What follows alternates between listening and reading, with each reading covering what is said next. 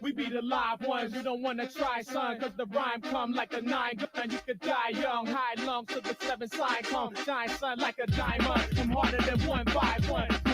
Crew flicker, shoot quicker, loot richer. You can't handle this, cause I'm the true pick. The haze puffer, stage crusher, once a wave rusher. I transmit strokes while I'm fucking your baby mother. The back of my white mind, several lines, several staying high like a crime rated 5 boroughs. But spit your best, I spit mine and get arrested. Murder one, rhymes killing shit. Well, it's the herb on a shotgun, a hot like summer. Rugged like a Hummer, off the hook like no number. Scale tipper stage with a large figure. Bigger than most, but still liquor when I sicker. Dutch smoker, a choker, flip it like a broker. Dope when I pull it with the draw like poker. Go get a hoe, get a like my draw wetter. Truck full of kill, we can all smoke together. Yo, if you got $100 bill, throw your hands up. If you ain't afraid to bill, throw your hands up. I'm smoking to kill, throw your hands up. Roll 'em up, throw 'em up, roll 'em up, throw 'em up. If you got $100 bill, throw your hands up. If you ain't afraid to bill, throw your hands up. I'm smoking to kill, throw your hands up. Roll 'em up, throw 'em up, roll 'em up, throw 'em up. Hey, yo, we build to destruct with the raw uncut shit. Spit rhymes that's tight like handcuffs get. They say they awesome, I don't give a fuck. Lost chips, bust chips like they can't get touched. Well, I'm a party rocker, mood knocker, not silk shocker. But master the P in the airport locker. Wife tapper, daughter macker, behind that stopper. We open up the show to scare the go after. You can't see us cause they station ain't adjusted. Destined to be buried in gold like King Tut did. Rhymes cause they full of nuts. Need to bow down and praise while the God talks. Hey, bitch, lips alert, let's go show for show. Give us 45 minutes, Channel Live takes all the dough. We got the live show, straps, sacks, I go. Never bring sand to the beach, hide your hoe. If you got $100 bill, throw your hands up. If you ain't afraid to bill, throw your guns up. All my niggas smoking to kill, throw your hands up. Roll 'em up, throw 'em up, roll 'em up, throw 'em up. If you got $100 bill, throw your hands up. If you ain't afraid to bill, throw your guns up. All my niggas smoking to kill, throw your hands up. Roll 'em up, throw 'em up, roll 'em up, throw 'em up. God blast, here with the math, illegal broadcast. Spit something so out of line to make it car crash. Rhymes coming fast like the first time I saw ass. Taking up the jaw glass, trying to steal my raw. It's illegal broadcast, locking it down like Comcast. With the Henny and some glass, mix it up with bomb ash. Hot flash, when she let me palm ass. I'm a long last, get that ass sprung fast. And we setting is up like when the 3 strike law pass. Write deep scripts of prophecy like a law has. We bringing fire like the cops gun, draw fast. Show crimes, I stop guns like Utah has. It's all about the ass cash, the last class. My this got flags on poles, half fast. Full of Wema, Diallo, riding Kingdom of the Rollo. If they follow, hit they act up with hip hollow.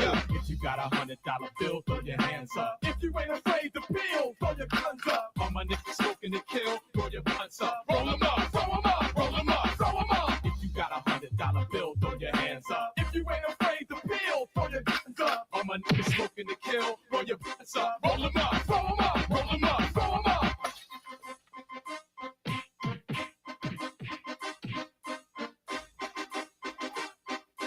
Roll 'em up, throw 'em up, roll 'em up, throw 'em up.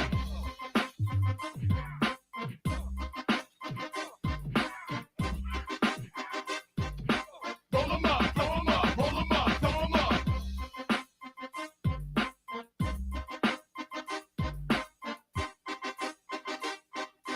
Roll 'em up, throw 'em up, roll 'em up, throw 'em up.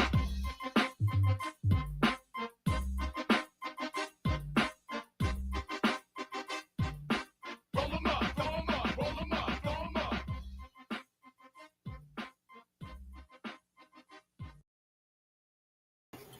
Yeah, it's your boy Hakim Green, Channel Live and Direct, BDP all day, every day. You know we stay sparking mad ism.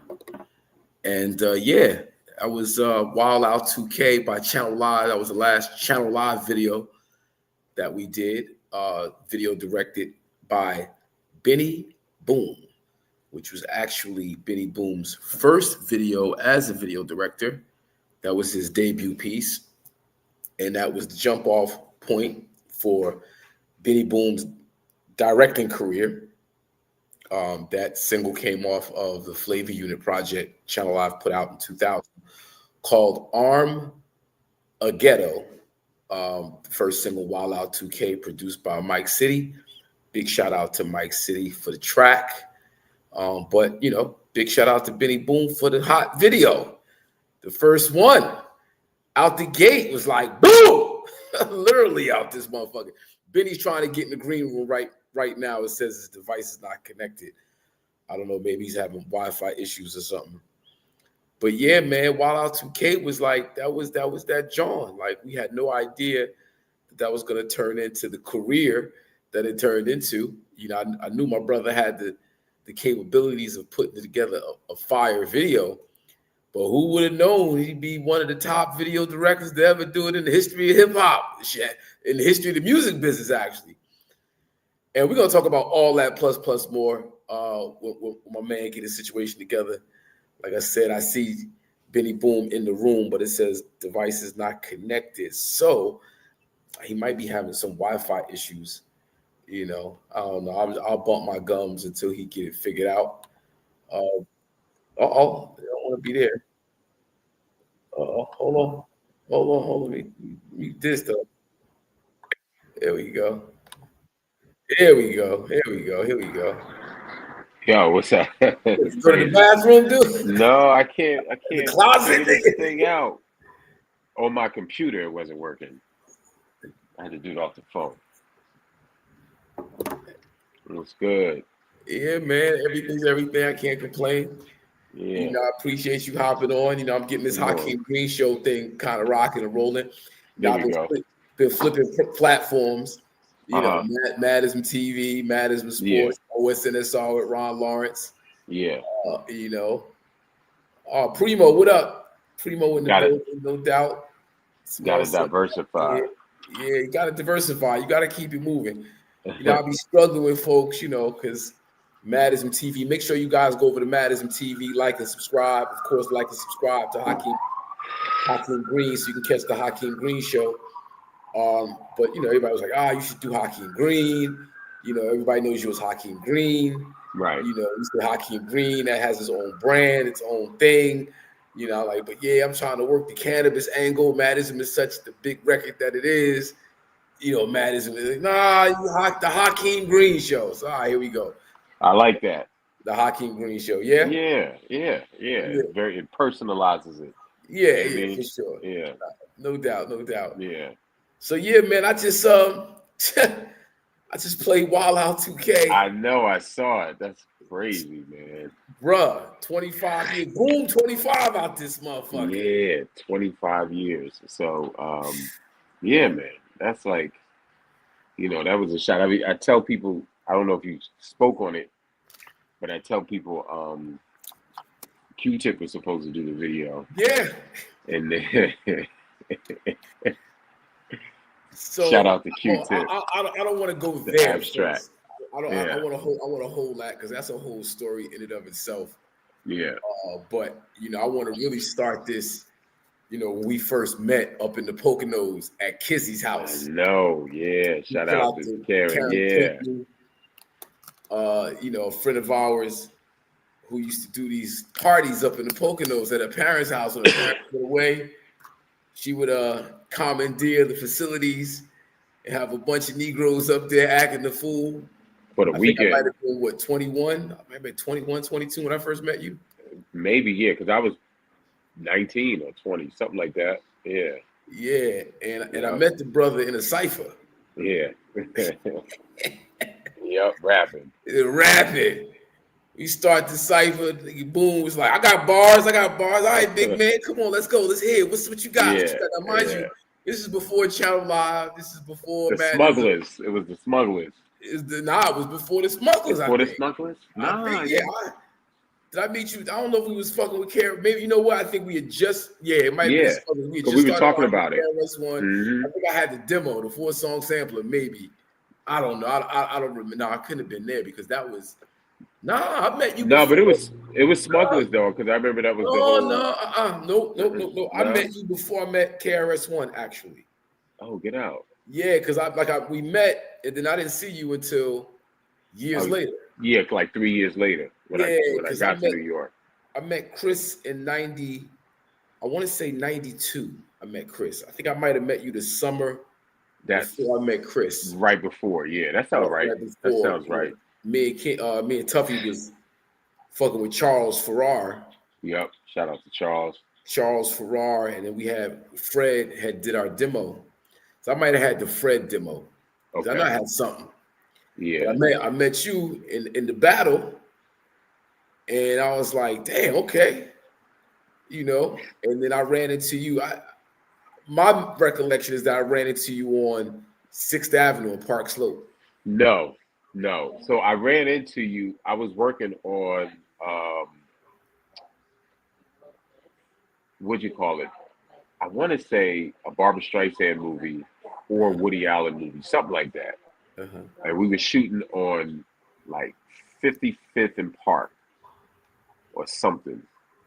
And I was outside. I was a PA, and I was outside of the holding area where we signed in the extras. And they had sent me over there to tell the AD to get the extras ready to bring them to set. And so while I was standing outside waiting, you was coming up the block. You were coming, I want to say, this might make sense. You were coming from Sony. So it would have been like 53rd. Nah, you know what? I think I was coming from my accountant's office. Okay, was it on? Prager and Fenton was on 50s. No, I was like in the 40s, 40s. Anyway. Yeah, but it was up there in that area. So when you was coming by, because everybody had told me Miguel, I don't remember Miguel Mojica. Yeah, of course. So I had seen Miguel before that, and he told me that that the record had popped, and the record was already popping, and he was like, "No, that's hot. That's hot." I'm like, "Which hot?" He's like, "Hot from PA Hot." He was bad. I was like, "Get out of here!" And then it couldn't have been a week later that I saw you. Wow. It couldn't have been because Miguel, I think, was managing or working with that label that had Pudgy and the Outsiders. They was all So that was Rough House. It was Rough House. Yep. That was Rough House. It was, which is a Philly label. So so it was then, and you came up the street, and I was like, "Yo, what up?" And then I had to dip because I was working, and you said, "All right, call me." You said, "Where you living?" I said, "I'm in Brooklyn." He said, "Oh, I'm in Brooklyn too. Let's get up." And then that's how we linked up. Got you. That's how we linked back up. Yeah, and then from that, like shit, me and Benny was like inseparable. We was together like every day. Every day. Realized we was right up the block from each other in Park Slope. Because you know, let the people know, like, you know, New York City in the 90s was probably the best place in the world to be at any point in history, period, point blank. It was. I'm gonna tell you, like, being a kid that loved hip hop, growing up in Philly, and just having this, like, my vision of what New York City was, you know how they think what you can imagine, it's worse than you can imagine, but this in there, or not as bad as you can imagine. This is better than what I can imagine in terms of, like, it was just hip hop everywhere. Grant's Tomb, and just, I mean, outside they put, you know, who brings speakers to somebody's grave site, you know what I mean? Right. So Grant's Tomb was it was Jazz Mobile at Grant's Tomb. Yeah, that's right. Yeah. So, I mean, this in was Harlem. like historic. Like, they did this every Wednesday during the summer for like years. Yeah. And there would be like, you know, 10, 15,000 people out there every week. All the flavors you could think of. You know what I mean? Yeah. And no drama. No drama. It might be a little drama, but it wasn't ever like, it never got out of hand. No, that. It was peace, love, unity, and safely having fun. That's exactly right. Like, you know, we was out there burning the trees, Grant's Tomb. Hold on, somebody hopped on. Grant's Tomb. I lived a couple blocks away on Claremont Avenue. Yeah, you know what it is. Yeah. You know what it Grant's is. Tomb was that all African artwork. That's right. People were selling fashions, yeah, food, just culture. And you had, I don't know if it was BLS or one of the radio stations was the host. Yeah, you probably was all BLS. your favorite jazz artists. You know, sometimes you catch an R like maybe a Stephanie Mills would pop up, or but you know, you definitely get a Roy Ayers out there. Yeah, and it's just music outside. It was a lot of elders because it was the Jazz Mobile. So you get the 50-year-olds, the 60-year-olds, the 70-year-olds. Hip hop moved in. And the hip hoppers just out there, but it was all love and all peace. Yeah. That was but then, you know, you know, you being in the video world, I came up through classic concepts, late 80s, early 90s.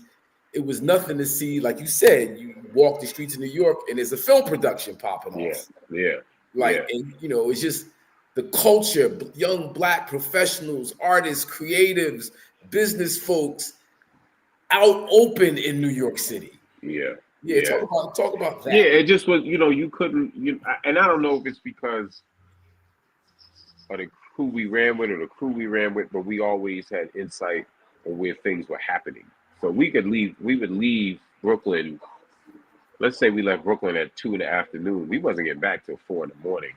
And at no point did we stop. We went from here to there to the Source magazine to Def Jam to Sony to this and that. And meanwhile, all of that time, just sort of plotting what the next move was. Right. You know what I mean? Like meeting people. Everybody was in their infancy at that stage. Even if you was popping, you was at that infancy. Like you could say, you know, we'd see Biggie. Like Biggie wasn't at his infancy. He was popping, but this was the beginnings. Like it's 95, he was out. Nas, like you see all these people, or whether we went to the tunnel, like this was where nobody other than LL Cool J or somebody like that was larger than life. Everybody was accessible. Yeah, everybody was accessible. Right. You know, Jay lived. My frat brother is Jay-Z's cousin, and they live right on Washington in Atlantic. So we would see, you know, we see Jay and them every now and then going up to Jamal's crib. State Street in Atlantic. No. On Atlantic and Washington was the Atlantic building. No. State Jamal, Street. State Street was when he moved. The same building. Jamar from Lord Brand Nubian. No. Jay-Z's cousin Jamal is the alpha. Yeah, him and Derek Forger, they went to St. John's, and so got you. They actually, Derek did his first logo for the Rockefeller. Like he's an artist now. He's a big time artist. Everybody going to should look him up. Derek Forger. He has amazing stuff. He has actually stuff in MoMA right now. Wow. But anyway, so you would see them so everybody was accessible at that time. There wasn't like this idea where the bodyguards and it just wasn't like that. It's hard to imagine that right now, but you know, you could go into and if they did have bodyguards, it was one. You know what I mean? One person. And you probably knew him from the block or knew him from the block or from the club. Exactly. Exactly. And then I'm sorry. Go ahead. No, I was saying then just the music was everywhere. So you had like, you know, you would hear a new record break in the club before it hit the radio or before the mixtape came out and stuff like that. You didn't have access where you could just pull it up on your phone or the computer. So it was, you know, we just cherished it a lot different. You know, it wasn't. Yeah, we just cherished it a lot different. Well, you know, I was gonna say, you know, this is social media, pre-cell phone. Yeah. You know, all that where you really had to be there to understand it. Yeah. And if you weren't there, you feel like you missed it. Yeah. You know, with everybody with the phones and social media and everybody's businesses on Front Street, you never really miss anything. You kind of see it all. You see stuff you don't want to see. You know what I mean? Like you know what I'm saying? Like it's absolutely, the algorithm is feeding you things. You're like, I don't want to see this. No doubt. Yeah. So let me say I meet you in what, 94? No, I mean 92, 91, 90. In 94? 95. I want to say 95 because of where I was living. On 6th Ave. On 6th Ave, yeah. That would have been 95. Yep. Like, so 95. Just that right there. Moving the fucking Park Slope. I know. Brooklyn. So I worked on the Got Yourself a Man video shoot. Positive K. Pos K, yeah. Pos K, and that was like 91, 92. Who was that, Ralph or Lionel Martin? That was Ralph McDaniels. No. Wasn't Ralph McDaniels. I forget who directed it, but Jeff Bird was AD on there. Jeff, he's the one who actually got me on the job. My first job was actually my very first job was Rump Shaker with Barry and Dorinda. Yeah. And then after that, that's how I met Jeff Bird. And then, you know, he and I kind of kicked it on that trip. And he was like, bro, I'm gonna have you working on Summer Watch. And he did. I ended up doing I did Paz K, I did X Girl to the Next Girl. That's when I first met Hype.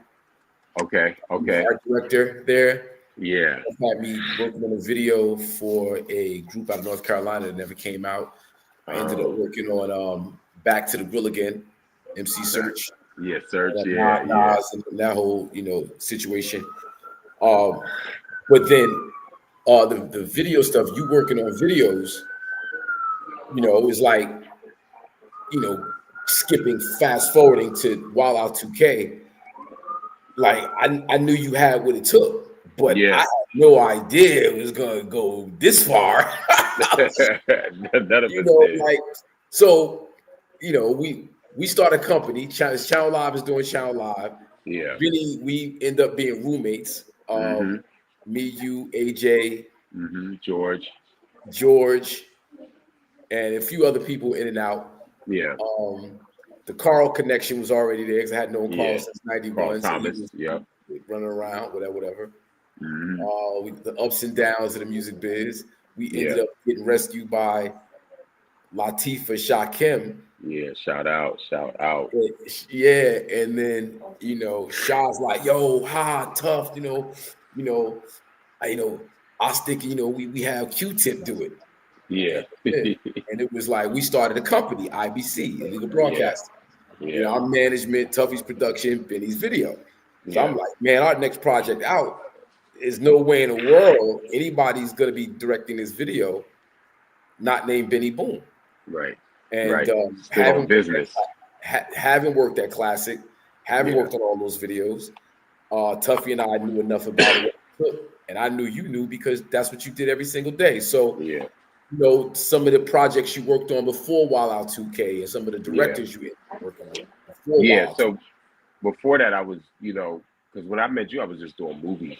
Like I was working on Sabrina and I was working with Woody Allen. I worked on one of the Spike movies. Clockers? Clockers, yeah. Clockers. Clockers. I worked on Clockers. Malik Saeed shot that. Dead Presidents. I worked on Dead Presidents. Funny story about that.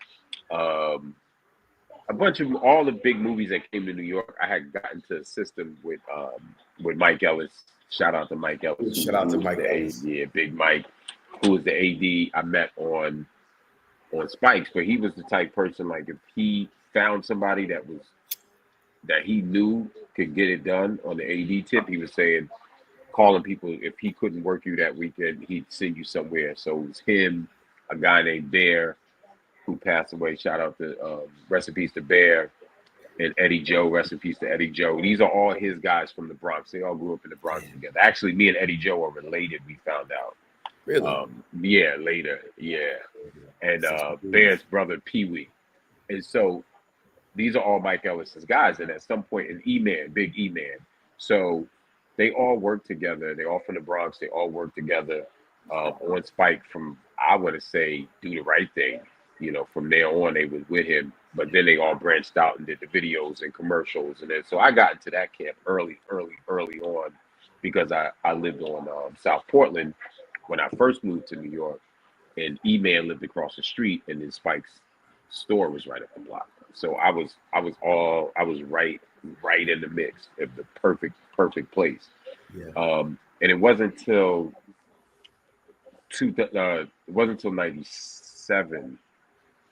96 or 97 that I got with Hype and started working with Hype, and it was on an R. Kelly joint that he did.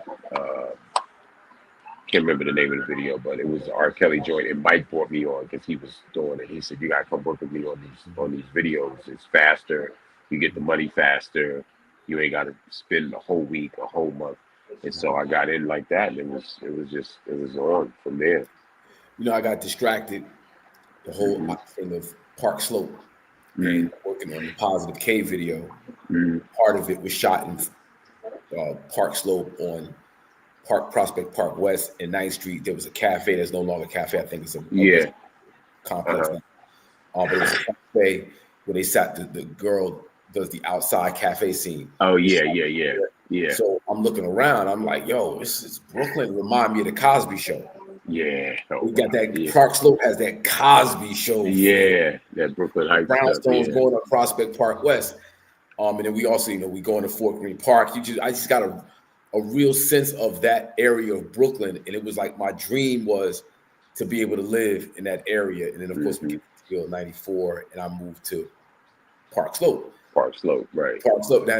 How did that feel for you living in Park Slope? Like that time, because we ain't had no money. We No, wasn't making no nothing. money. It was just, but we was living kind of high post in a way. Well, it was three. An apartment. I was lucky enough to get an apartment with this cat named Jawanza. He went to Morehouse with a couple of people I knew, and he needed a roommate, and he had like a 3-bedroom. So I had a bedroom. He had one, and then Gerald. Ted. Nah, Gerald came later. Really? Gerald came. Yeah, Gerald was not originally. Ted was there. My frat brother Ted was there, and Ted went to Morehouse, and so it was us three, and then Ted left, and then Gerald came, and Gerald was there for a short period of time. Right. Yeah. That's that Brooklyn life in your early 20s as young black Yeah. men. Is rooming up, sharing partners, rotating door. just this Yeah, motherfucker man. in, this motherfucker out. We trying Yeah. to, but the But partners. everybody was in the same place. Everybody was trying to figure it out because keep in mind, like at any point in time, we were all like, hip hop about to be over. This thing, you know what I mean? We always was feeling like the rug was about to be pulled from under because there was no way that this was going to keep going on. The source wasn't as big as it was.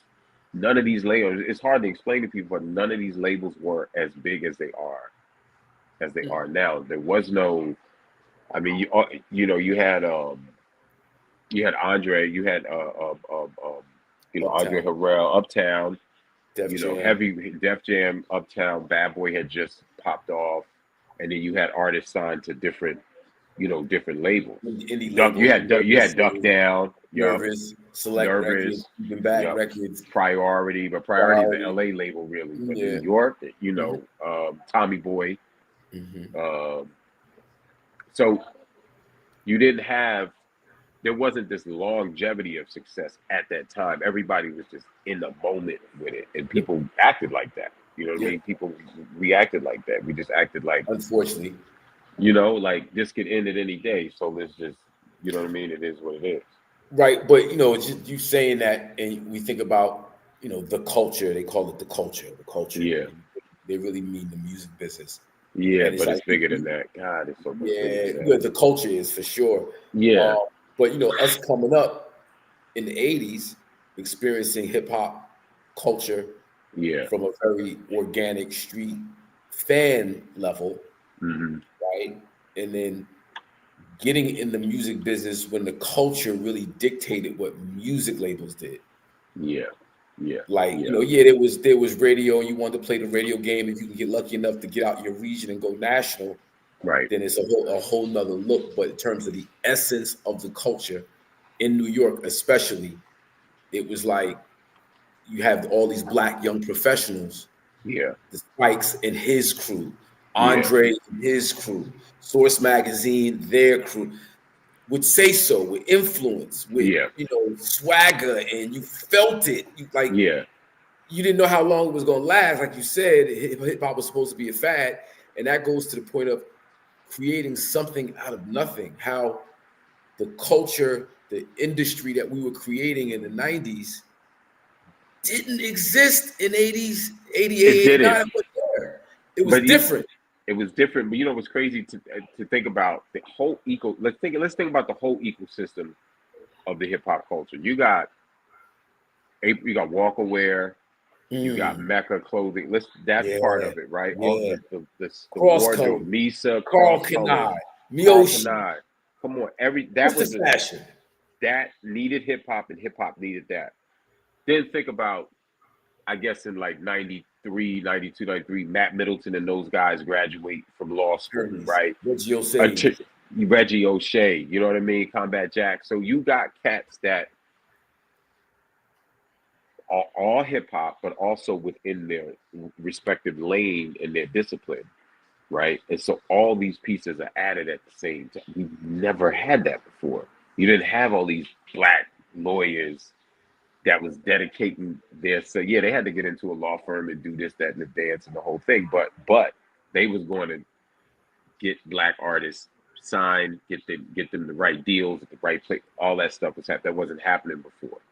You know what I mean? So this is the '90s had the growth of it, and if you were there, and we were just lucky to be right in the middle of it, and part of it, Yes. and part of it, you know, and you had to come to New York because MTV was in New York, BET was in New York. That's for most part, BET was in New York. You had to come to New York to get seen. I remember me and you was up at we were up at MTV when Cash Money was there. I don't know if you remember that. When Juvenile, we were up there. We were up at MTV when Cash Money was there, and Juvenile had just did. And I told you, I don't think you knew about him, but I was in Houston. I had just came back from Houston. And heard the record, and I said, "Yo, I said these dudes is murdering it in Texas and all over the South." He was like, "Word?" I said, "Yeah." And then they had the white tees on, so they you know, Cash Money looked like what, in a way, like East Coast, not so much like No Limit. You know what I mean? The way that they presented themselves, a little more East Coast with the white tees and the night, you know what I mean, the Air Forces and stuff like that. And I just remember us seeing him, and he was like, "Oh wow, it's a lot of them." I said, "Yeah," and that's, you know, we thinking like everybody's trying to be Wu-Tanged out, like it's got to be a whole bunch of people. Is that gonna work? And yeah, it did work. You know what I mean? But you had to come to New York to get seen. You had to come to New York to get heard. You had to come to New York to get your records played. You had to come to that tunnel, or the Limelight, or not Exit. Well, it wasn't called Exit at the time, but. Carbon? No, it wasn't Carbon. It was Exit first. Exit first, yeah. That was the infamous Club New York party, the infamous Def Jam party when Ghostface and Bone Thugs and Harmony got into it.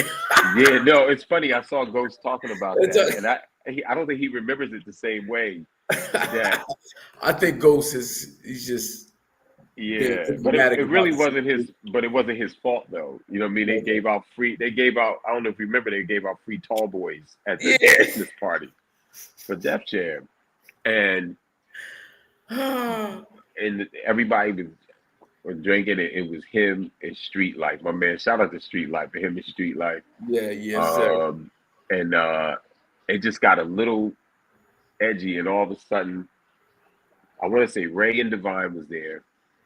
I don't think RZA was. I mean, he might have been there, but I didn't see him. But I know Divine was there. Ray was there. Street Life, Papa Wu. It was like that clique, and I just see Ghost just going crazy on somebody, and they all had Cleveland Indians hats on, so you knew who they was. Yeah, we all over the place right now, but yeah. So, one thing I remember about that party is Jay-Z was there as well. Was he? I don't remember that. I'm sure he had to be. Jay-Z but he wasn't. Jay-Z but he wasn't on Def Jam yet. Well, he wasn't on it yet. If I got my facts straight, it might have been another party at the same place. Yeah. But I remember because you was rocking with Timbo King and Timbo King and Buddha Monk. And Dark. Dark. Yup. Yup. And we had to. It was something about the material we was talking about. Y'all had a song. Oh, we had a song. So we had a song called "Since When," and we was talking about hip hop being pure and not being about fashion and the fashion statements and all that. And at the same time, De La had this, because De La performed that night too. De La had oh man, I can't remember the De La record. De La had a record that was very similar, like just talking about pure hip hop. And Jay performed that night, if I'm not mistaken, or he was there. And y'all had words what I remember is there was words between you and him. It wasn't disrespectful. It wasn't rah-rah. No, it wasn't me. It was Buddha Monk. It was Buddha. It was Buddha Monk, because I guess they knew each other from Brooklyn. So it was Buddha Monk and Timbo, because Timbo knew Jay. So they was talking, and he said, "Who's this song about?" And you know, Timbo, shout out to Timbo King. Timbo, you know, he's Flatbush all day. You know, he's like, My he brother said, right "This there. song ain't about this song. You know, we just doing records, but it's about whoever it's gonna be about." Like Timbo. Oh Oh man. my God! Yeah, Yeah, man. Timbo, wild boy. Timbo's Yeah, one but to listen on the nice Timbo's what? bars. Powerful. Punch you in your face bars. Yeah, Bars. yeah. Timbo used to write. He used because Andre, you know, I don't know if you know Timbo's whole story, but No. Andre Harrell. So Andre and Puff hired Timbo to write. This was like in 93, 94, Nice. 93, something like that. Mhm. And he was writing. It's better if he tells it, but he was by the time he got his deal, because he had his deal with y'all, not with y'all, but at Capitol. You know, y'all was on Capitol. He was on Capitol as well. But nah, Timbo was Andre found Timbo, so to speak, and gave him a deal as a writer while he developed him. Right. And then this cat Wakim, yeah, Wakim from Brownsville. I think Wakim's from Brownsville, and he was a producer, and he, you know, he was all linked up with Papa Wu, and also it was all part of that Wu-Tang expansion. I And think so he that's brought how me the out music. to Wakim's studio one day. Yeah, the Cubase studio over in the 90s. Yep, out in the 90s. It was in that backyard. He had made it. Absolutely. Yeah, and that's what it was rugged over there. Like it was dope. You know, Shot Record, my man Shot Record. There's a lot of cats over there, man. A lot of cats over there. So I was sharpening my steel over there and then coming back. But you know what the dope thing was is that the concepts, like we were all forward thinkers. Because even though they was deep in the hood and all that, like the subject matter that they were spitting still was coming from a place of wisdom. You know what I mean? Like to be honest with you, if they wasn't, I wouldn't have been moving with them like that because I wasn't thinking on the level of talking about stuff I didn't have or like that's just, you know what I mean?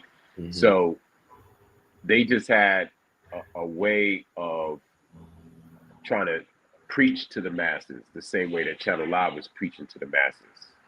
So by the time, when I ran into you, I had already was doing stuff with them, and that's really how you were even knew, like, oh, you've been working. I'm like, yeah, I've been working, but we ain't really been able to get nothing going because I'm still trying to find a place to live or moving here, moving there, and just working and trying to get studio time and all that stuff. People gonna bug out. They see this and like, what? Benny Boom is rapping? Yeah. Oh yeah, for sure. Bars galore too. Yeah. And that's like the dopest thing about what we do and how we approach it. Because hip hop is not what you do, it's how you do it. So as an MC, making a transition to director and making sure that the hip hop is dripping up off of there. You know what I mean? So your first video, Wild Out 2K, like I tell people, I was like, yo, he didn't have a slideshow, he didn't have a treatment, he had a lookbook, he had a vision. And when he put the pieces together, it was like, oh shit, this is like Wild Out 2K is it's first time. Yeah. This you come up with. Yeah.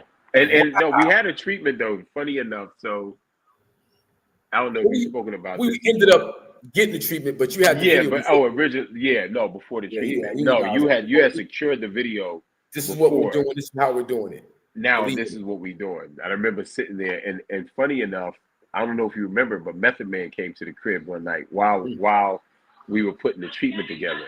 And we was downstairs and he came and I had George's computer and I'm typing out the concept and he asked me what I was doing. Because of course I had been with him on a bunch of video. Matter of fact, when D'Angelo passed, I was thinking about when Hype did that video with him and we were out there in Queens I took that herb out there to him. You came out there. You came out there. That was freezing that day. Yeah. And went to the motherfucking. That's when they was rocking the Fang still. Yeah, to D'Angelo. Yeah, it was crazy. He just was so cool.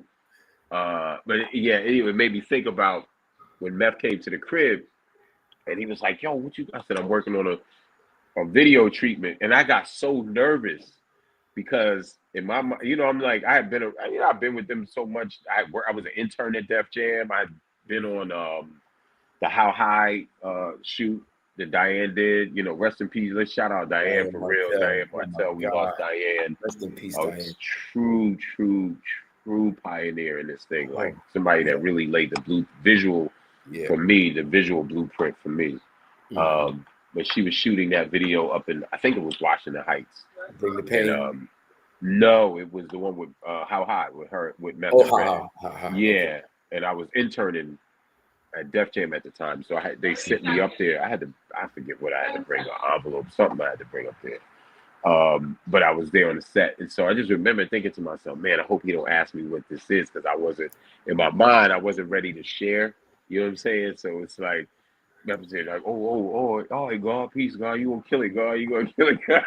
Well, let me ask you, was that before? That would have been after we did Ghetto Business, because the album would have been done. If he was writing the treatment, the album was done, and we was put out the first. Okay, yeah, that was Ghetto Business. The record was done already.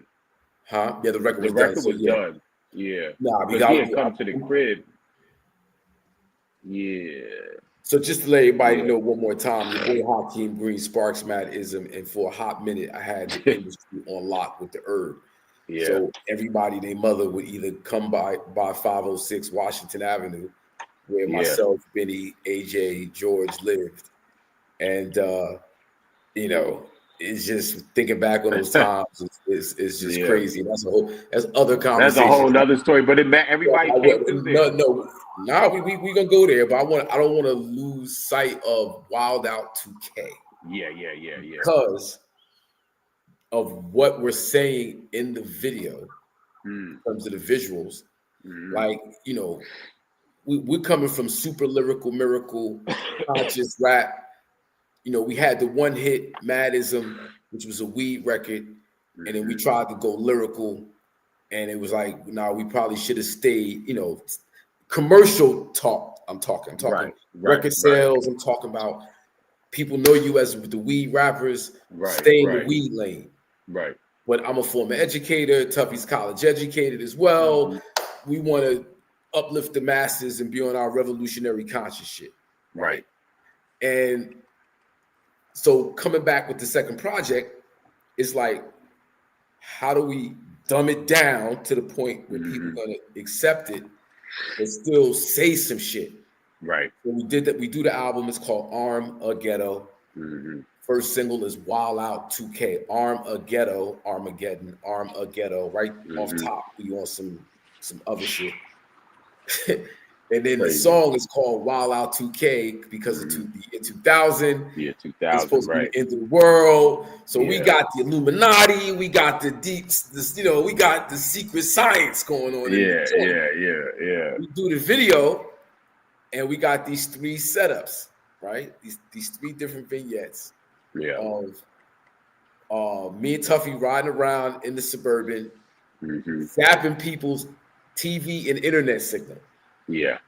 This is 2000, my G. And not just zapping it. This is transmitting the image directly into their house. This is before FaceTime. This is before Zoom internet. Or any of that stuff. They had internet. Internet existed, internet but it wasn't. But everybody didn't have internet. Like companies. Yeah, everybody didn't have it. Yeah. Hold on. I just want to. What? I want to play it again with you. Yeah. So people could really understand what we were feel doing. The execution of what was done. Yeah. It was ahead of its time. It really was. And not even patting ourselves on the back. It really was. No, essentially. And in 2025, thinking where we are right now. Yeah. How the messaging speaks to, unfortunately, 25 years later. Yeah. Yeah. You know what I mean? Like, it's just crazy.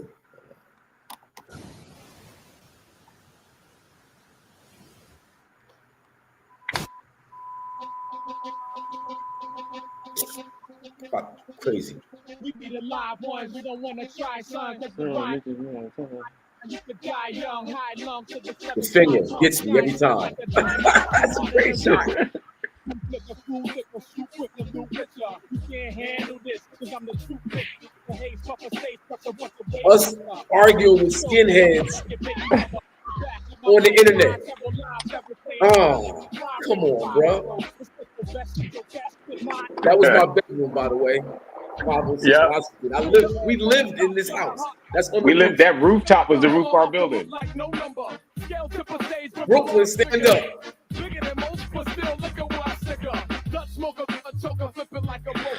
That was the love interest in I Wish I Never Met Her by Carl Thomas. Yep. Mike City, who produced this record, also produced and wrote I Wish I Never Met Her for Carl Thomas. Hard.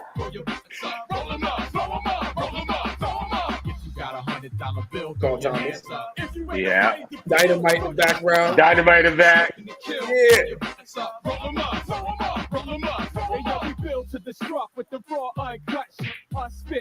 Now you went to We school had with to, hold on, these pause it people. for 1 second, pause it for 1 second. Pause it for 1 second, hot. Lord Paul. Hold on, pause it for 1 second. So let me just show you like what happens. The love that we got. First off, we shot it all in our crib. That one scene is Paul. So Paul went to school with me, and Paul is from the What's Up commercials. Yeah, Chuck Which Stone, was the the Chuck biggest Stone commercial. thing on TV at the time.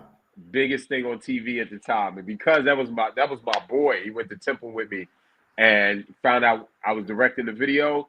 We couldn't even finish asking him before he was like, "I'm coming. Like, it's your first video. I gotta be there." So we had, you know what I mean? People showed us mad love. My brother Norm is in the video. Like, we had a lot. Everybody came. Dale Davis is in the video.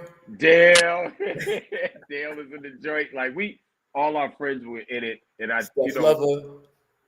That's right. At the end. Well, not at the end, but when we had his thing. We got to shout out Shy, cable guy. Shy.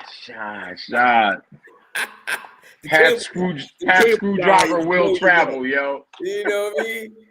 Yeah, we didn't miss a fight because of Shy. Yo, that dude. It's before Fire Stick, ladies and gentlemen. Yeah, he was the original Fire Stick. The original Fire Stick. The hood Fire Stick. My man Shy. Oh my God. Yeah. Go ahead. I'm sorry. Keep playing. I just had to shout that out, man. No, but you know what? People showed us love, man. I'll play it at the end. Yeah. Because people showed us so much love, man. Like, they really came through.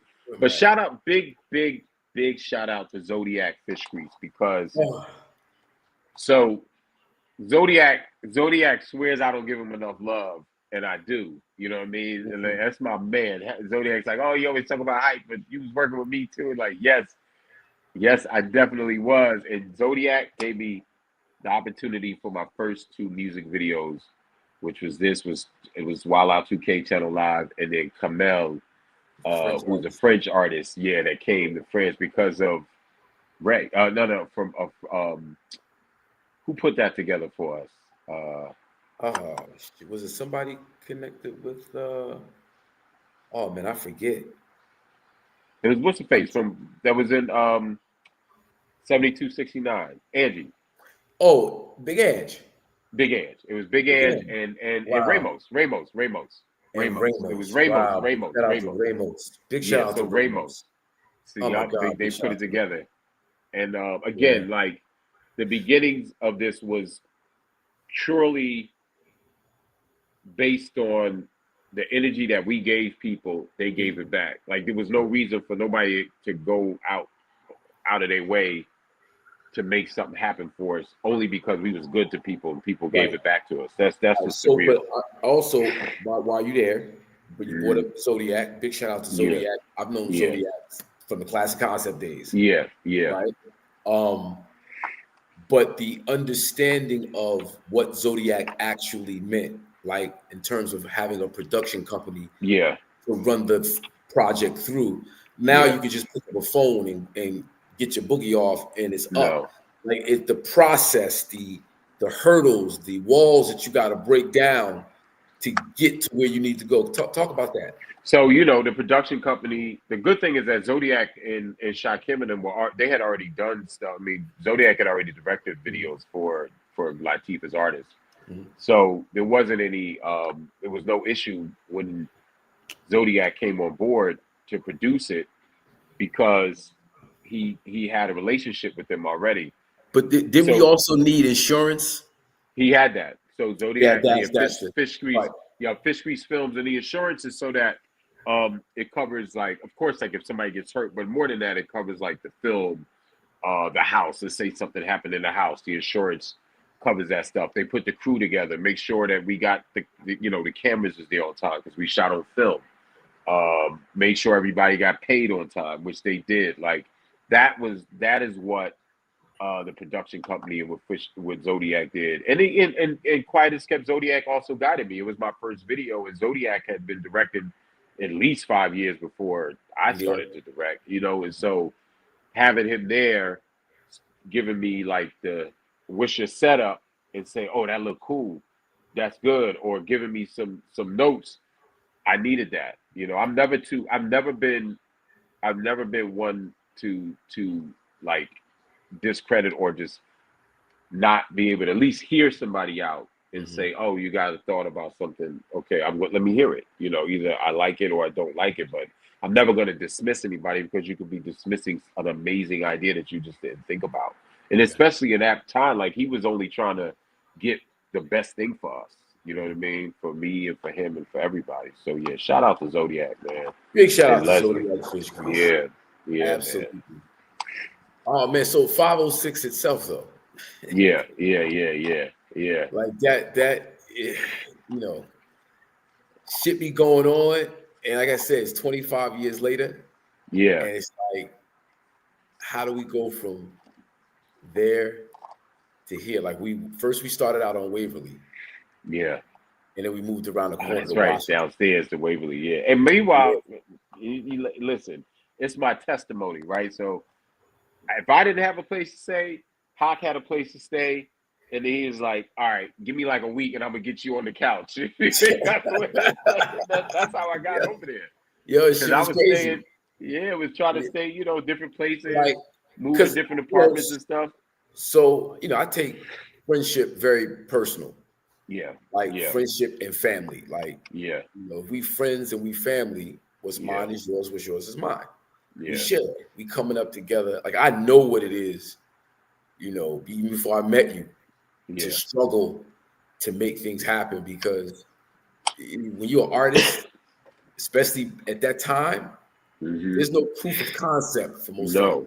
No. You going to college, nigga, you going to get a job, and you get out of the goddamn house. That's it. That's it. You know what I mean? And, the music shit is like, I was a school teacher, going to school, part-time school teacher. And I had this vision that, I didn't get help. Like, I did not get help. Yeah. Like, there was, okay, there was the Charleses, okay, but that was me trying to just latch on, right? And get treated that way, and then, but you just you just keep fucking going, and whoever's going that way, come on, let's go, right? So that was it. Like, you walking the same way I'm walking. Come on, let's walk together. And then we get to fucking Washington Avenue with AJ Calloway's fool ass. So you understand, like, 106 in Park was basically created in our house. In our crib, for the most part. AJ was the host, of course. We know that. But Lee Harris, who was one of the children of 106 in Park, ended up taking AJ's place when AJ moved out. Yeah. But the part, the cribs part, they have MTV had the cribs. So BET did their version. So AJ he brings the BET crew to our house. Yeah. But fronts like it's his house alone. You know, he just told me. You know what? I talked to him the other day. He told me about that. He was telling me about that. I was like, I don't remember that. He was like, yeah. I was like, for real? Yeah. I must have been there that day. He was like, nah. Yo, I need y'all to move y'all shit. I need y'all to put your shit up, close this door. Yo, don't come home between the hours of this and this. Don't come home. Like, what the fuck is? Of course, I go home. What the fuck is going on in this motherfucker? Shh. Go in there. We're rolling.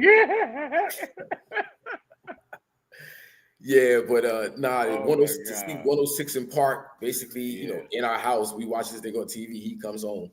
Yeah, and then George was the attorney he wound up being the attorney for Rough Rider. He was at Rough Rider. He was general counsel for Rough Rider. Counsel was it Rough Rider for Bloodline? Excuse me, for Bloodline.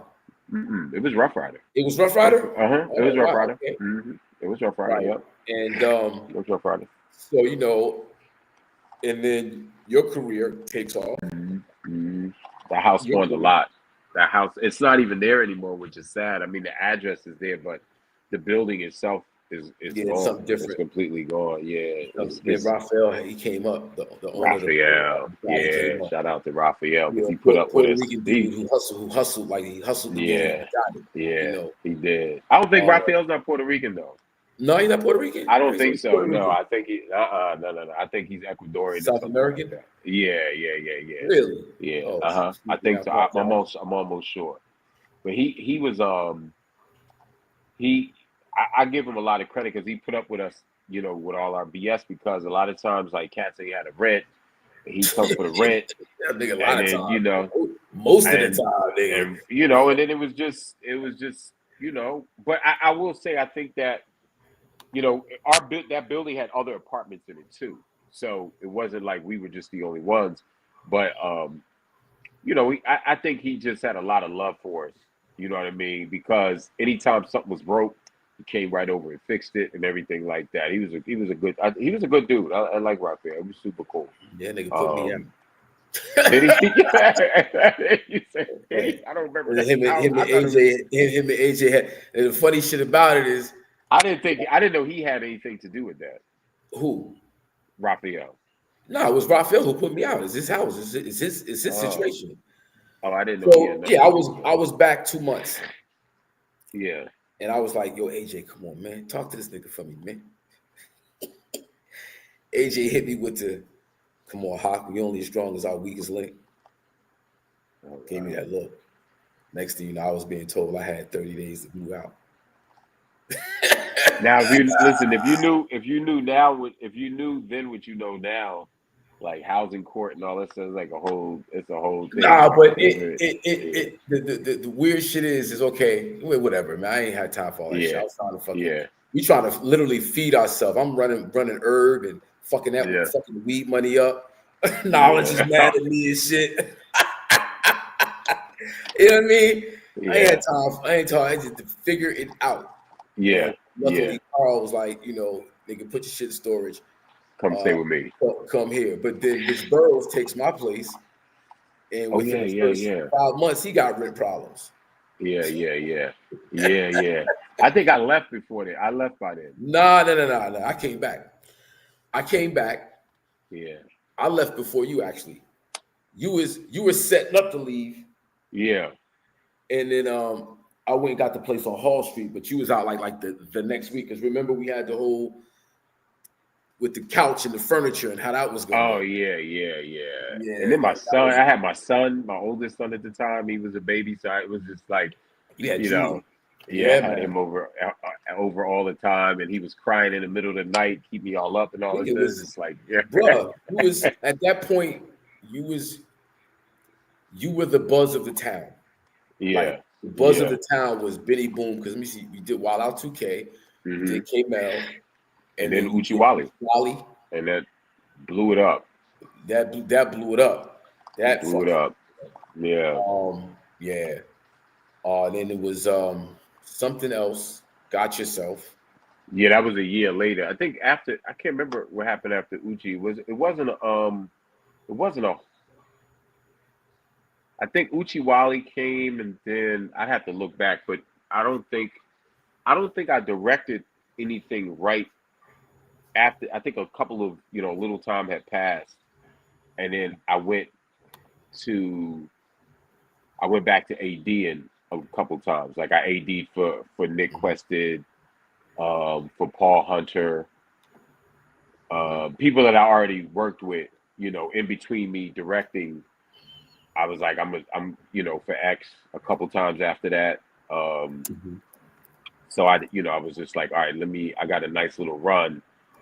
I can't completely quit my day job, which was assistant director, and I still got to do that while I'm still directing. But then by the summer, I was just doing a lot of stuff. Damon John and those guys gave me a big job. Yeah, shout out to Damon. That's my man, Damon. I talk to him every now and then too. Nice. He'll just hit me up. What you doing? Like, what's up, man? It's just, like Damon's the same from then as he is now, even with Shark Tank and all this. Like, he is the exact same person. Like, you would think that he's high and mighty or super rich, and like my phone will ring and he's like, "Yo, what's going on with you? I was just thinking about your assistant," and just like that. So he gave me a big job, and then Got Yourself a Gun came. I did a few other little ones in between, and then Got Yourself was like the next really big thing that happened. And we, of course, we sat down at 506, but not really 506 when we came up. It was it was the. It was a club on Spring Street. Yeah, it was called Club Envy, and just to set the atmosphere, at that point, Dipset was like, I think, bubbling. So that like Club Envy was like the home of Dipset, kind of sort of. What's the DJ? My man, it was Mark Ronson, and what's the brother that DJ? No, it was Goldfinger. Goldfinger, that's it. And Ronson too. Mark Ronson was DJ too. DJ Commissioner and Funk Flex. But this particular night, Flex was spinning. Yeah. And I was sitting. I was upstairs in the VIP. So when you walk in Envy, you walk into like there's like a basement level, which is a whole nother story. Oh Lord, I can go there. But there's a basement level. There's a ground floor level, which is where the dance floor is, bar, nice size club. Yeah. And then the DJ booth is upstairs. It's like a makeshift VIP area. It's elevated high in the air. You walk up through the curtain, up the stairs, and you're in the DJ booth, which was like its own little lounge area. So and the lounge is right next to the DJ. The DJ was right there. Right. So we go up there, we go roll weed up there, kick it. When it wasn't dancing or you got tired, you go up to the VIP section. So I'm sitting there, basically high as fuck. Like God, like 2 o'clock in the morning, Benny runs up the stairs. Yo! I just left Nas. He told me if I come up with the right idea, he'll let me direct the video. Yeah. Now, mind you, this is like in the heat of the Jay-Z Nas beef. Yeah. Got Yourself a Gun, which was the name of the song. Got Yourself. Was out probably maybe 3 weeks prior to that, 2 weeks maybe. We had heard it on the radio a few times. I think they buzzed it a couple times, but it wasn't. Flex played it. Oh, no. Probably Flex. Maybe Flex played it. It was only in the club at that point. Night. It was Hot 97. That was about it. In terms of like Flex broke everything. Yeah. I'm trying to think though. When I got up there, we were. But by the time I told you, I had already had the concept was Malcolm X and Martin Luther King. No, and you said the original concept we came up with at Envy. I said Malcolm and Martin.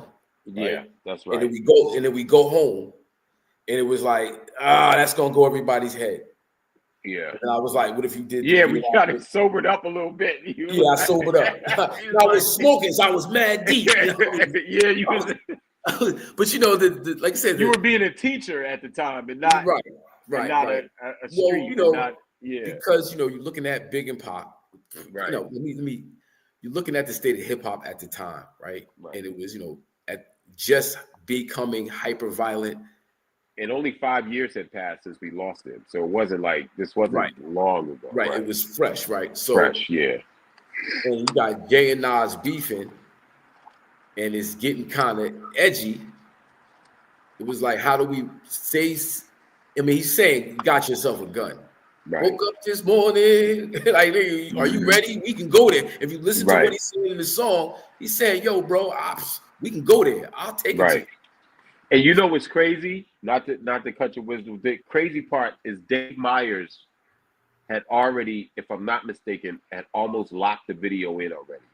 Damn. And Dave, so Dave had this idea, like a whole green screen thing with, like him, like Nas in battle, with fatigues on and the Braveheart, like a whole thing, which would have been super dope. Horse called me. Shout out to Horse, y'all. Horse called me, and he said, "This is really how I got the video." Horse said, "Yo, we need you for this video, but I don't know how to get Son off of Dave. You got to come with something crazy, and then I'm gonna get you." Yeah, Horse set it up, and he said, "I got to get you on with Son, because that's what they call Nas, Son. I got to get you on with Son.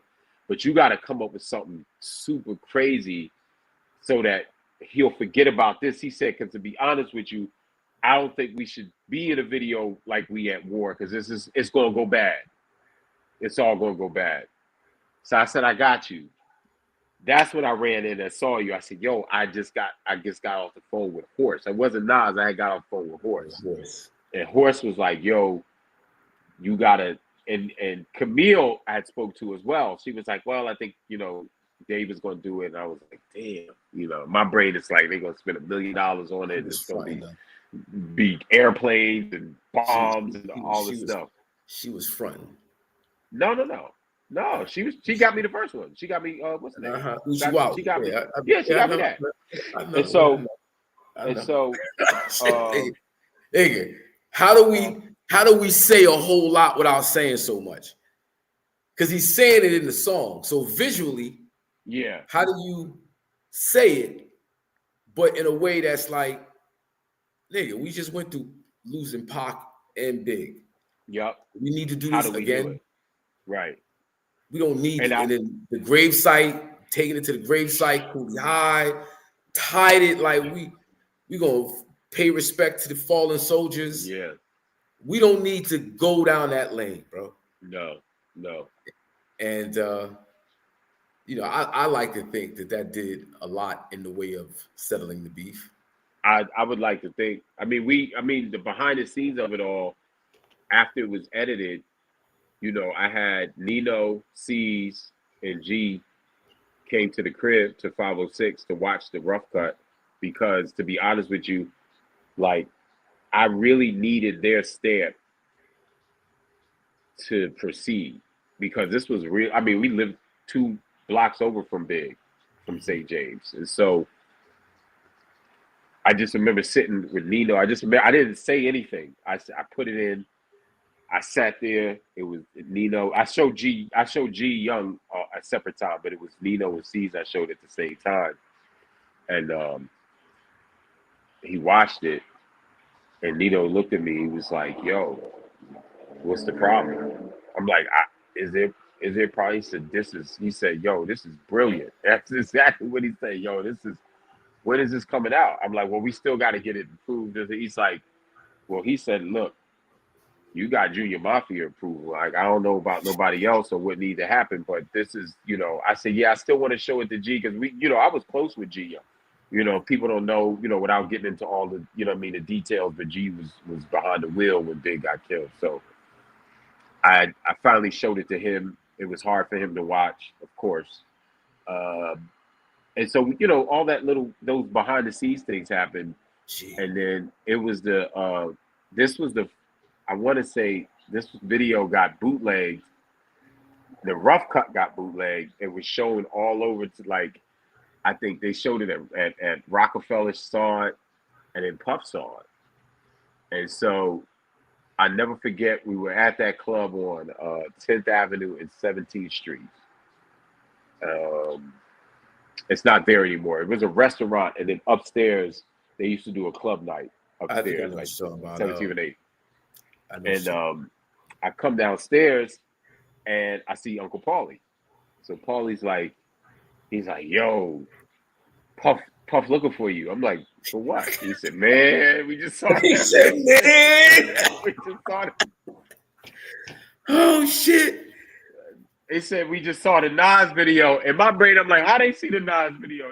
I'm thinking to myself, like, maybe Nas showed it to, like, I don't know. So I said, all right. So I come downstairs to get ready to leave. So it's Puff, it's Uncle Paulie. I don't think Wolf was already gone. He had already left for Atlanta by then. There's some other people. Puff was like, yo, man, I need to holler at you. I'm like, what's wrong? He said, man, like, how, you know, he was so taken aback by the original edit, whatever. So this is 5 years has passed. Only 5 years, y'all. Only 5 years. Only 5 years. So the tension between Bad Boy Death Row is still a thing at that point. Bit. Yeah. Suge is still out. He's still. Suge was in jail, but he was, it still wasn't sweet. Okay. Yeah, it wasn't. But I think Puff's issue was more about, it had nothing to do with that. Puff's issue was showing. I to be honest with you, I really think Puff's issue was that nobody consulted with him first about it. That's all. And I just think too, and then I had to take the stance, well, this is hip hop. Like, this is Nas's record. He approved the concept. We went and shot it. Like, you know what I mean? So I couldn't, and I said to him, I said, I can't make no changes to the edit. You got to talk to Nas and Stout. You know what I mean? And that's, so that conversation did happen. And Nas called me that next day and said, yo, if you could do, it was when I tell you it was minor, no one would know the difference. It was a very minor tweak that we did. And we did it, and the video came out. And I would say a month later, Puff hired me to do 4 videos. I Need a Girl, 1, 2, Special Delivery Remix, and Everyday G-Dep. Shout out to G-Dep. I talked to G-Dep a couple months ago, recently after he got out. That's my dog. And I know he came to do 24 hours a piece. Yeah, we had to get him up on that stage. That was like, his story. I got to get him on the show. Actually, thank you for reminding me. But his story is a very it's deep. It's deep and it's unique. It's unique powerful. Because not to veer off of it, but just he seemed like such a Depp is like just like a good guy. You know what I'm saying? That's a good guy. It just seemed like that. Whatever the issue was or whatever happened in the incident that he decided to, confess about, that also still, I think, played into who he is and still was as a person. You know what I mean? To be able to say, like, I'm responsible for this and I can't live with this, So, yeah. That is super heavy. Yeah. We knew Depp before he turned himself in. Yeah. And where we from? East Orange, Philly. Yeah. Newark. That's a big deal. Like what I'm saying, we know so many people who are in the life like that. Yeah. And I don't know too many people that would say, hey, you know what? I need to clear my own conscience and get right with myself. And in the middle of a rap career, in the middle of your career. Like in the middle of your career. So big shout out to G-Dep for, coming out and looking to give back to young people. He's doing a lot of work counseling young people. Like that's huge. Salute to him. It is.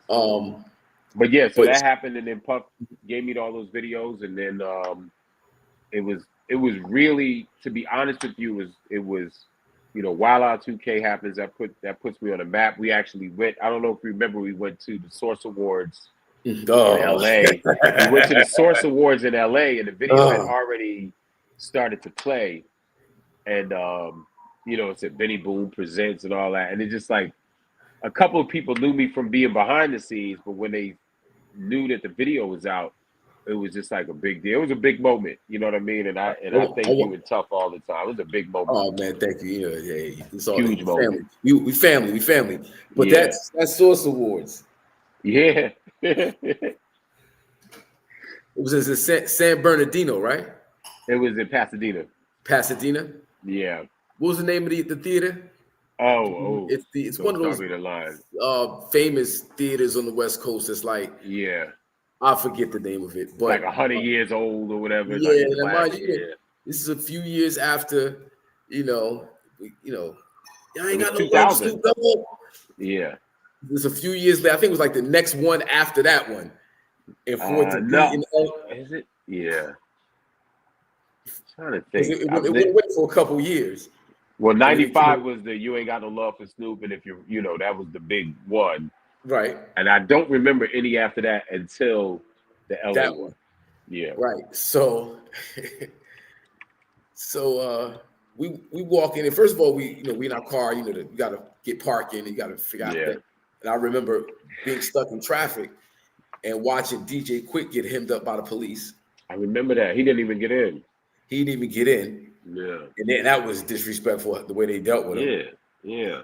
We get out, we hit the red carpet, we're walking in, we run into Shine. Yeah. And we like, oh, what's up? Now we walking in, where you sitting there? So we walking in, and then out of nowhere, Outlaw Immortals hop out and just start swinging on Shine. Yeah, they touch. So yeah, I'm gonna take you back a couple of hours prior to that. I was at the barbershop. Okay. No, I was with Noble and those guys at the barbershop. Rest in peace, young Noble. Yeah, oh man. Damn, rest in peace to Noble. I hate saying rest in peace, dog. It's so crazy. Noble, man. We were at the barbershop up in on Lakersham. These guys from Queens had opened a barbershop on Lakersham. And so everybody from New York or from out of town would come there to get their haircut. And they were in there, talking about who they want to see and who's going to be there and this, that, and the third. And so, me, I'm minding my business. Hey, listen, you get my cut, PCR, I'm out. So what happened was when they got there, they tapped Shine's bracelet or his watch or something, like tapped it while he was sitting down. Like, give me that in the middle of the show. And so that's why the fight started. That's what happened. First off, nobody was even in their seats yet. No, that's what I'm saying. We were going he down. He was in his seat. Yeah, but Shine was in his seat already. Okay. Yeah. For some reason, I thought we saw him as we were walking in and we were going to our seat. When they came, when Outlaws came in, they saw him sitting and tapped him on his bracelet or his watch and was like, give me that. And then that's when it all popped off. He started throwing hands and spitting on people. Yeah, that was crazy. He started throwing hands, spitting on people. All right, but big shout out to Shine, who is doing things in Guyana. Belize. Belize. I'm sorry. Yeah. Belize. Man, I went all the way up to Denimore Prison to see Shine, Really? Belly and Beast. Yeah. I went up there, me and Bliss. Went up there, and Mike. And Zaire. Went up there and shot the video for him and Ashanti. And did an interview as well at the same time. Yeah. While he was locked up. Man, that's crazy. Mm-hmm. I got Shine stories, but we won't even go into that. Club New York, of course. Yeah. I wasn't there, couldn't get in, get home, and us all over the news, all you hear. Yeah. That's how that happened. That was an ill era. Oh, but the Source Awards. So the Shine Outlaw Immortals things happen. Mm-hmm. We sit down, show starts. How they got it calmed down and started. They got it started. Dougie Fresh comes out to start the show. And as Dougie Fresh is starting the show, somebody in the very front row starts getting stomped out by E40's dudes. So shout out to E40 and his brother be legit. Oh man. Yeah, yeah, Yeah, and Doug is on stage. You know, Doug he's the master of ceremony, and he's the what does he say? Cut it out, or this is bad? What did he say? I remember him he saying. goes, come on, y'all, black people, Yeah, This yeah, is why that's we it. can't Yeah, have nothing, y'all. Come on, why you gonna do the brother like that? Mind you, they stomping this dude out for what seemed to be like 5 minutes. They it was was just bad. stomping him out, just going. Yeah, and And throwing everybody, them back we're and forth to standing, each other. Yeah, we standing in our seats looking like, what the fuck, what's going on? What's going on? Right? And then Eric B comes out the back yeah, dressed in all red. and just puts his hand on one of E40's dudes, and they look Yeah. at him and just chill. Mm-hmm. It's one of the illest things I've ever seen in my life, bro. Yeah, yeah, Like yeah, the energy in the room. You got Dougie Fresh. He's one of hip hop's statesmen. He's yeah. honored Dougie Fresh. And it was like Dougie Fresh couldn't get these brothers from stomping this dude the fuck out. No, Eric B comes, just puts his hand on one of them. Boom. yeah. But you know, Eric had all that West Coast love at the time. You know, he had been out there with Suge and Death Row and stuff, so he was already, he was already tapped out there. Right. Source. Yeah, yeah, he was already out there. Crazy. So, all right. So just fast forward. Yeah, yeah. I read somewhere that you've directed more music videos than anybody in the history of music videos? Nah, where'd you read that? That can't be true. Like of any genre? It was like Really? see, No.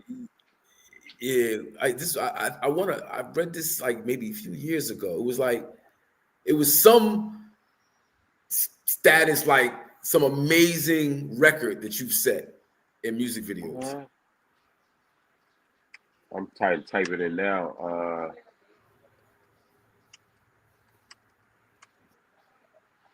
That can't be possible. I don't know, bro. You got a lot under your belt, fam. You have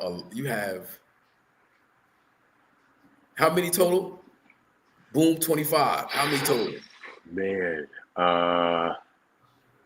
close to 400, I think. Definitely in the 300s for sure. Yeah, I would. Yeah, see, you had. Yeah. I thought you was gonna say like, oh, like 2 something. He's like, nah, 4.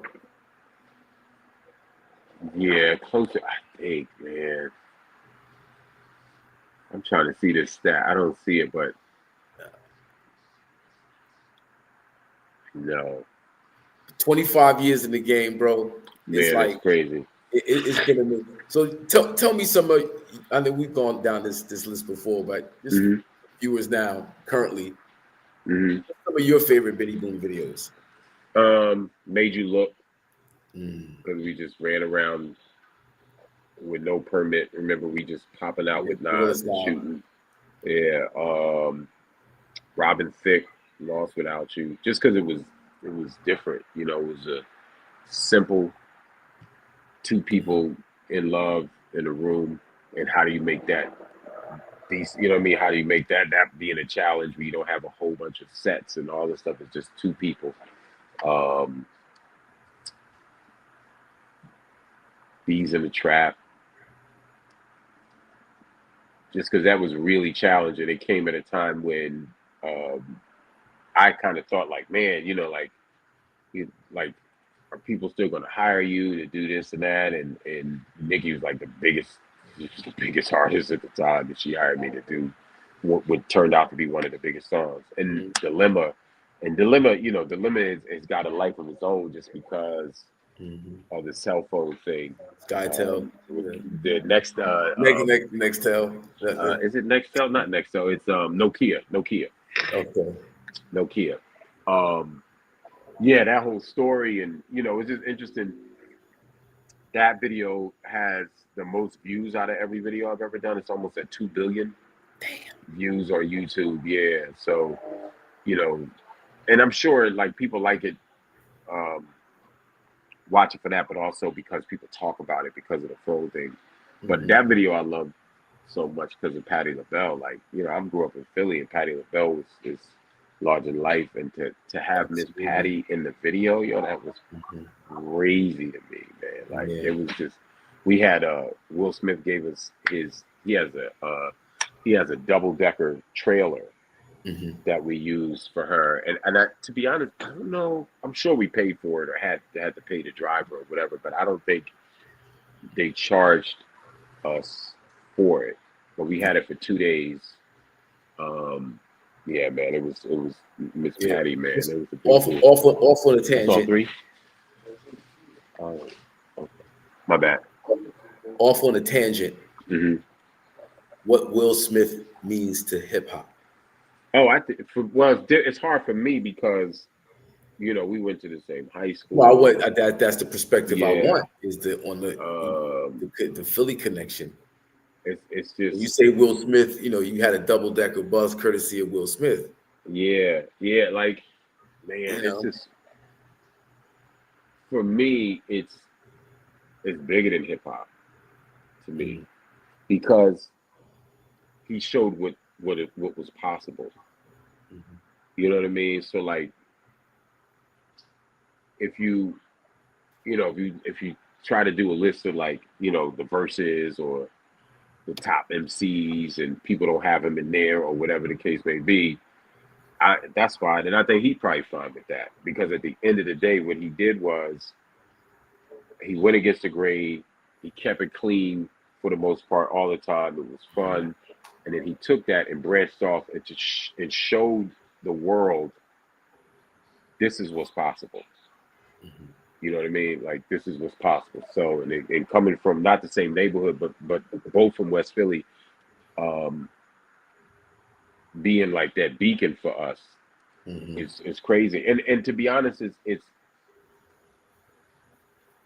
like, he's not talking drugs. He wasn't shoot 'em up. He wasn't none of that stuff.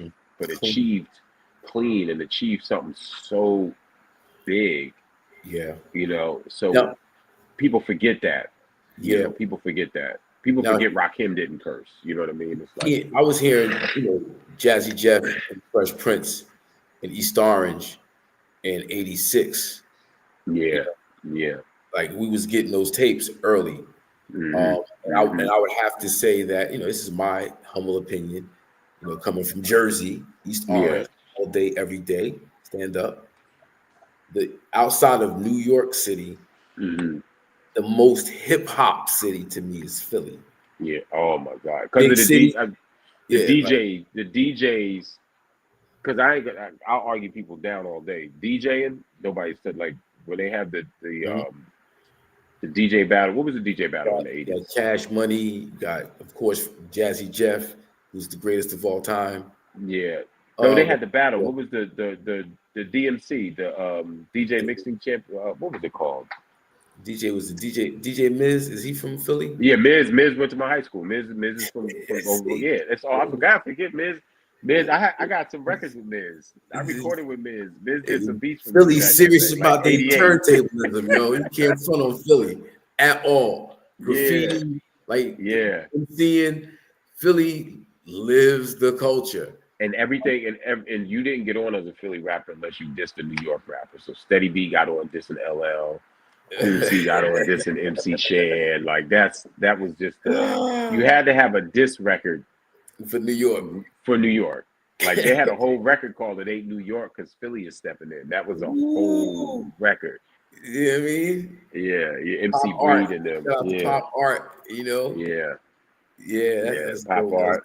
Yeah. So I had to just go there, you being a Philly head. So, but okay, you got Dilemma. You had the Nicki Minaj joint. So, that's what I wanted to ask you. So when you said, when that Nicki joint came, it was like at a downtime. It was like, like, in your line of work, those happen more than people think. It happens all the time. I mean, it happens with directors. It happens with actors. It happens all the time. And I think that would happen. People hold on to what they think is happening, and it's just not true. It happens with artists. I mean, some of the biggest artists in the world. I'm trying to think like off off the cuff. I mean, look, Cardi just put an album out. It's her second album. The first one was 7 years before, right? So not to say that she had a downtime, but there's a lot of downtime between that first and second album. Yeah. You know, she created a family. She created finances somewhere else. But in terms of as an artist, maybe she wasn't inspired. Maybe, you know, it just wasn't, timing wasn't right. She wasn't in the right place or what have you. So people always expect for you to be on all the time. You don't think over the last 7 years there's always been a check for Cardi B if she wanted it? Yeah. But to put an album out, that's what I'm saying. To do an album. I'm just off on another tangent, but that's just like that's unheard of, actually. 7 years, yeah, that's pretty. That's 7 pretty years. remarkable. You're talking about your debut album. That was her debut album. And then she ate off of one project for 7 years. Yeah, you gotta go. Well. When you hit, you gotta come right back while the iron's still hot. You gotta come right back. 2 years later, you got to be ready with at least. Well, back in the day, it was 2 years. Now you put an album out, and 6 months later, the mixtape or the remixes or it's, you know, you got to feed the algorithm. Yeah, you can't sit. It's you definitely, you know, that's why I love I love that the clips. Like, I hope they wait another year before putting another album out, because this body of work was so good. Like, you don't want to rush. Ain't no rush. You don't need to rush. Let the Grammys happen. Let everything happen the way it's supposed to be, and then give us something else. You know what I mean? That's to me, that's the old school way of thinking. But if the product is right, then it's right. Look, Killer Mike won all those Grammys 2 years ago now? Yeah. And he hasn't put another album out. I'm sure he's working. On it, but take your time, because it's, you know, it's about timing. So, you know, if you can remember some of those other projects that came at a time when it was like, you know, damn, that shit came in a nick of time. Yeah, I mean, so many. I can't shoot. Every single one of them, motherfuckers. Yeah, everyone. That's why I'm really loyal, and I feel blessed. I always like, for an artist to allow me to direct a video. I really feel privileged. Like, and I'm gonna respect the artist forever after that, because they don't have to. You know what I mean? And especially, like, you get somebody like Keisha Cole, where I've done 12 or 13, 14 videos. Like, those always came at the nick of time, at the right time, you know, like that. And so the love video happens. I mean, the love song happens, the video happens. 20 years later, people are singing love, but they're thinking about Times Square. Yeah. You know what I mean? Because we put that together. So to me, that's when you won. When you got Jeezy, you know, and Akon, and you thinking about and thinking about that. I think we've had these conversations about the intellectual property that's added value to a visual, to a song, to the say, you know, I hear a song and I immediately get a visual because somebody's created image, so it's attached. It's attached forever. Yeah, like, when you want to sell that song in the marketplace on television or YouTube, you're playing that video. Yeah. Right. Yeah. And as creatives, it's just unfortunate that directors don't get that value. Yeah, we should. But I'm trying to change that. That's what this new show that I'm creating, the Boom 25 show, where I'm sitting down with different artists in a space that has the digital screen where you can see the video play behind, and have conversations like this that's artistic and cultural and technical, but then to also be able to talk, because I have played a part in so many other artists' videos that I didn't direct. I can still have those conversations. Like, I mean, I've done 3 Mobb Deep videos, but prior to me directing them, I mean, I've been on set with them for probably 5 or 6 joints. Yeah, you know, and can talk from the culture. From the culture, right? So we can have a cultural conversation with Havoc, and so, you know, that's what I want to do, and put something back into the algorithm that is not negative. that's positive, and it also reminds people of what this artist is, what this art is. Like, remind people of what music videos really are, the artistic value of what they are. And when you remind people, I just saw Mia X, her album is now platinum. All of that happened because she did the verses. Now, mind you, that album I think came out in '93 or something like that, '94, something like that. And so people revisit, people read. They like, yo, why we wasn't rocking with her? For whatever reason, the machine didn't push it, give her the push that she needed. But now people are refining it, and that's good, because now hopefully she can eat off of the work that she's done 30 years later, 35 years later, or something, So that's what we want to do. While you're there with it, for the first time in 30 years, it's not a rap song in the top 40. So what do you think that means overall? And I want to give you my opinion, but I want to hear from you first. I think what's happened is it's the gift and the curse of the record labels. The gift of the record labels is that they would spare no expense, really, at pushing an artist that they felt would give them a financial return.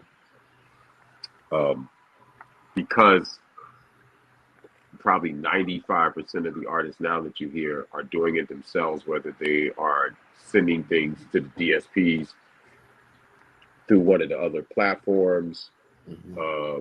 There's not a lot of artists signed directly to major labels. They're all signed to production companies and then to labels. Everybody's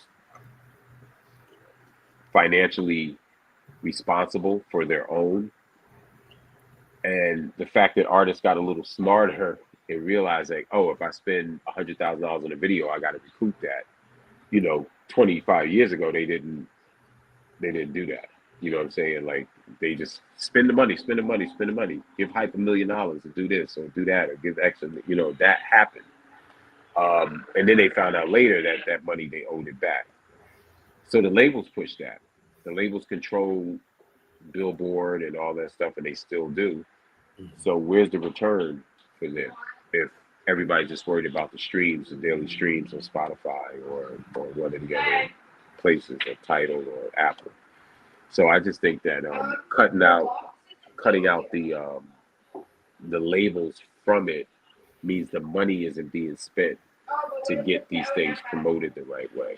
I don't think that the music's not there. I do think there are artists and songs that should be there. Whether I like the songs or not is irrelevant. I think the song has enough, is big enough and enough people like it that it should be on the top 10. But also in the last 2 years, we spent a lot of time on two particular artists, and I don't know if that has played negatively on the culture. So yeah, I think it's a gift and a curse, like you said. I think it's a blessing in that independence is room for independence now. Like, you have to do your own thing. You're forced to do your own thing. And you have the tools to do your own thing. Getting the backing to get it pushed, it's not the same as it used to be. You don't need as much money to push. I think that the politics of the day is playing a role in it. The younger generation aren't as connected to music like we were. It's not about the music per se for them like it was for us. That has a lot to do with it. But I think that, there's enough room for you to enjoy what you like. And if you can curate the right community of folks, you go direct to consumer, you have small silos of, in terms of a fan base. It's going back to like when it was regional. But it's digital. It's more like your tribe. And, if you have a place, a platform, you sell your merch, you can get live bookings going on. You do it all yourself. You can do AI is available for you to manipulate and exploit, to help you push your thing. And it's got that its own issues with AI and how viable it is in terms of fairness and equity. Mm-hmm. You know, these big conglomerates like Palantir are talking about Mm-hmm. owning all of the data. Yeah. Yeah. So it's like it's a whole bunch of different things baked into why rap music isn't da da da da da da da. Yeah. But the culture itself, I just saw the release by Domingo and Designer. Yeah, the mango, Yeah, that's a crazy yeah. record. Yeah. There's a lot of energy around that. There's a lot Yeah. of there's underground groups that have a nice buzz, and there are pop groups, Doji, who got them bars, like who really spitting that shit. So, you know, artistically, culturally, it's being represented. It's just about now who's gonna control it, kind of, sort of, like who's the, you know, like there was 5 majors. Are there still 5 majors or 4 majors? Is there 4? 3 majors. Is it? I don't know. Is it 2? I don't. Sony. You got Universal. Sony. I mean, you got Universal has almost everything because Capitol's there, and I mean they're all Motown. Everything is under Island. That's all Universal. Right. And you got Sony. There's no more WIA. It used to be WIA, Warner Electric, Atlantic. That's all Universal. That's something else. That's Warner. It's all Universal. Yeah. So Atlantic is its own thing, but I don't know who they're with though. Really? Maybe not. No, that's not because what's his face's son runs the whole show. Yeah, now. Peter Elliot Grange. Elliot Grange, Lucian Grange's son. Yeah. So it's not a bunch of labels. So I think I don't know. I mean, to say that there's no rap song, but I don't think that's going to last. That's the other thing. I don't think that's going to last. I think that we will have somebody. It might not be Drake or Kendrick. It's going to be someone else that comes out with a record that breaks the top 40. I don't know who it's going to be. You think so? I mean, I like her. In her MC-manship, womanship. Yeah. It would have to be a new record, though, because the records have already been out, unless, there's a remix or something, which I don't know how many remixes have ever come with the new shit? She's got to come with something new, What's the new shit? Yeah. But it wakes us up, though. I think it should wake all of us up that love the culture, and it should bring us back to what are we doing this for, and what are we promoting, and what are we uplifting, and what are we saying this is hot and this is not, but also for us, we're out of the age group, I think, of a certain thing, because when we were young, it was a young person's sport. You know what I mean? And I still think it's, for the most part, it's a young person's sport. Some of it, No, I don't know. It's a dope person's sport. It is, but there's different levels to it. Like, you and I can listen to the Mobb Deep, or Slick Rick just put the album out, or because Coast Contra's dope. Like, they are dope. And Dochi's dope. But you and I know Coast Contra's dope, but why are they not in the top 40? You understand what I'm saying? That's what I mean. That's Razzcast's kids. Like, right. I know, but it's not so. How can I say? When it was at its purest, when we loved it the most, it didn't have to be. It's not. It didn't have to be what? In the top 40. No, it didn't. It didn't. It didn't have to be. It was like whatever. Like, it was the essence of what it was enough for what it was. And if you didn't know what it wasn't your place to say. You couldn't measure it with a chart. It almost felt better that you had it in your headphones and you're on the train and you riding and you doing this and nobody else knew that you was doing this. And if that person knew, they were from your tribe. They got it. They understood it. When everybody gets it, it watered down. And now they don't need it anymore.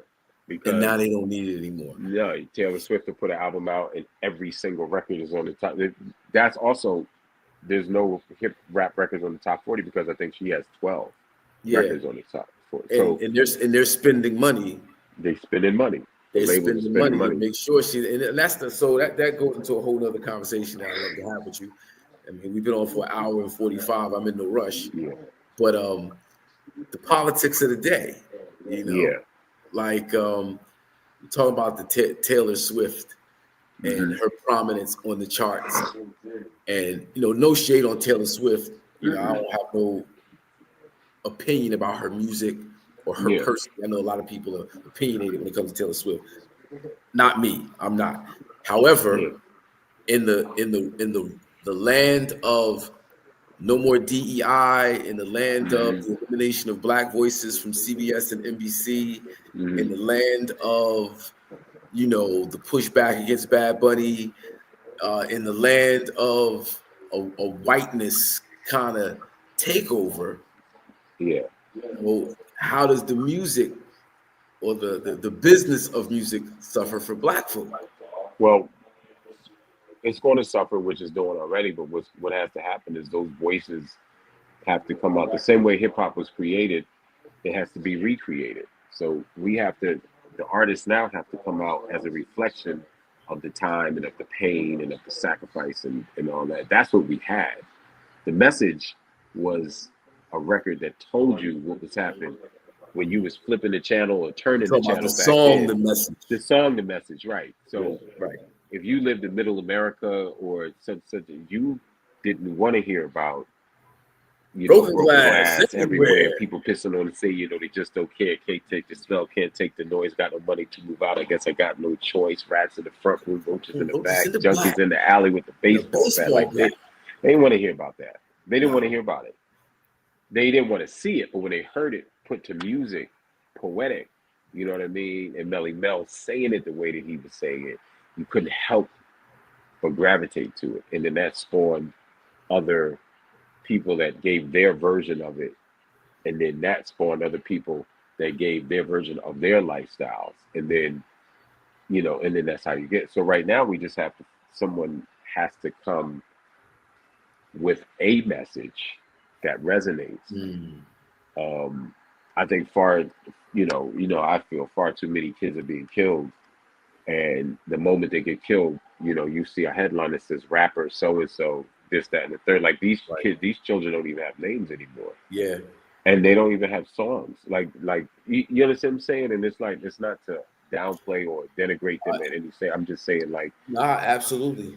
you can't just label somebody a rapper, but because they put a song on Apple, and then they get murdered.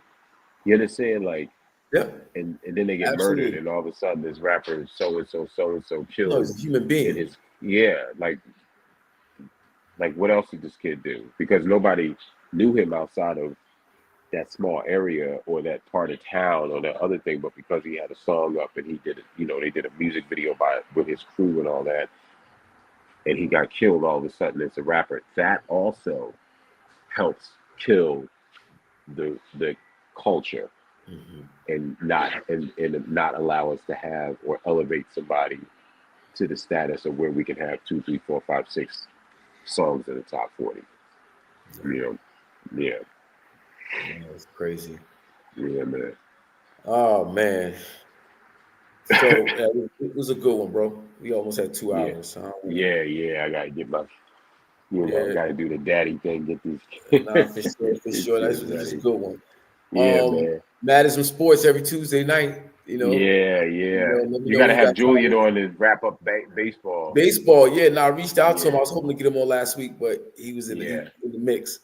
yeah. But Moving. He yeah, we moved need to to wrap it up. Chicago. Yeah, Yeah, Dodgers yeah. pulled it out, and I saw it. That was that was a big. big game last night. That was a That big was huge. I game. was like, that's how you want to Yeah, see the World Series. In yeah, unfortunate for the Blue Jays, they would have preferred it to be the other way around. But yeah. But it was such a great game. it was everybody did their thing. That was a great Yeah, game. yeah. But yeah, all right, bro. All right, man. All right, Hakeem Green Show. We out of here. Peace. Peace.